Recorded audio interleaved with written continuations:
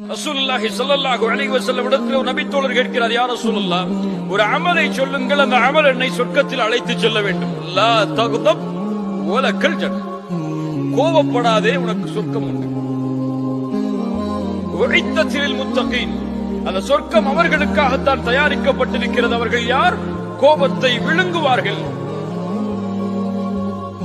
ரசூலுல்லாஹி ஸல்லல்லாஹு அலைஹி வஸல்லம் சொன்னார்கள், ரொம்ப அழகான ஹதீஸ், யார் ஒருவர் கோபத்தை கட்டுப்படுத்துகிறாரோ அதை வெளிப்படுத்துவதற்கு தகுதி இருந்தும், வெளிப்படுத்த முடியும் என்ற நிலைமை இருந்தும் யார் கோபத்தை கட்டுப்படுத்துகிறாரோ அல்லாஹ் ரப்புல் ஆலமீன் நாளை மறுமையில் படைப்புகளுக்கு முன்னால் அவரை அழைத்து சொல்லுவான், ஹூரிலின் பெண்ணில் எந்த பெண் உனக்கு தேவையோ எடுத்து செல்லட்டும்.